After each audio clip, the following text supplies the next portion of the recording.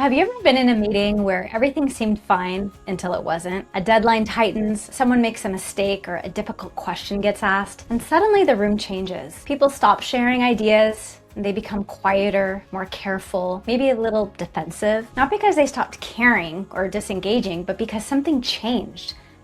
What's fascinating is that the nervous system regulation plays a much bigger role in those moments than you realize. Hi, I'm Beverly with Glial Organizational Solutions.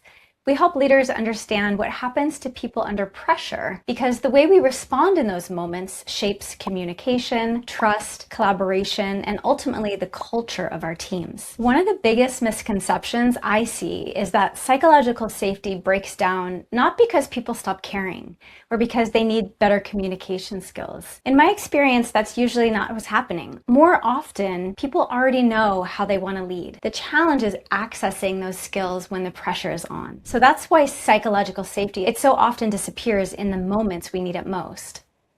At Glial, we call that capacity. Most conversations about psychological safety focus on behavior. Be a better listener, encourage feedback, invite participation, and those things matter. But they're only part of the story because psychological safety isn't just a cultural issue, it's psychological. Every one of us has an autonomic nervous system that's constantly scanning the environment for cues of safety or danger. It's happening below our consciousness, below our awareness, for everyone, in every meeting, every single day. And when our nervous system senses threat, our attention narrows. Thinking becomes more rigid, patience decreases, and people become more reactive or more withdrawn.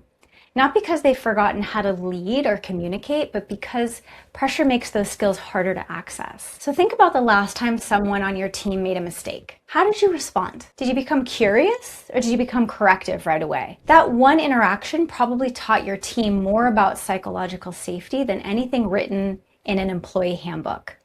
Because culture isn't built by policies, it's built by moments, small moments, your facial expression, your tone of voice, how quickly you react, and how you handle disagreements. Whether someone feels heard, those moments add up over time and they become the culture. Psychological safety isn't about making people comfortable.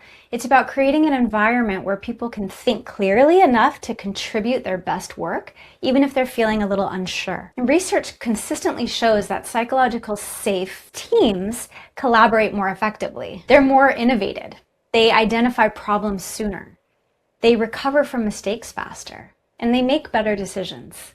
Not because they're more talented, but because they're able to consistently access the talent that's already within them. So what can leaders do? Here are 5 practices that make a real difference. The first is to lead with curiosity. So imagine someone on your team shares an idea that catches you off guard. Instead of immediately saying, I don't think that'll work, try saying, tell me more. I'd love to understand how you got there. Curiosity doesn't mean you have to agree. It simply communicates that people are safe enough to think out loud. Second, respond to mistakes without creating fear. So that doesn't mean lowering your standards. It means creating an environment where problems get surfaced instead of hidden. So instead of, who messed this up, right? Try, okay, let's understand what happened and how we can learn from it. Who wants to go first? You can still hold people accountable while creating psychological safety. Third, regulate yourself first. Before responding to a difficult email or a tense conversation, pause, take one slow breath, then respond. We call this responding instead of reacting. So your steadiness gives everyone else permission to stay steady too. The state of your nervous system influences the people around you. When you stay calm, grounded, and present, your team is more likely to do the same. Leadership is contagious, so is regulation. Fourth, create clarity. Uncertainty increases stress. Clarity reduces it. Be clear about how decisions are made, how feedback is shared, how conflict is handled. Structure helps people feel safer contributing. So instead of ending a meeting with, any questions? Try, hey, before we wrap up, let's make sure we're clear on who's doing what and by when. Okay, you go. Who wants to start?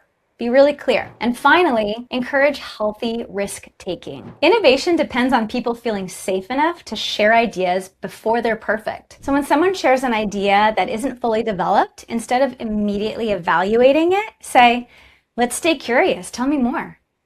Because people are much more likely to contribute when they know that they won't be shut down the moment they speak. Psychological safety isn't built during your best moments. It's built during your hardest ones. It's built in a meeting where opinions differ. It's built in the way you respond to mistakes. It's built in the moments when pressure rises and your team is quietly deciding, is it safe for me to speak up right now? And every interaction answers that question. And every interaction is an opportunity to strengthen trust. At Glial Organizational Solutions, we help leaders build the capacity to create psychologically safe, high-performing teams that thrive under real-world pressure. If you found this video helpful, please like it, subscribe, and share it with another leader who might benefit from this conversation. Thanks so much for spending this time with me, and I'll see you in the next video.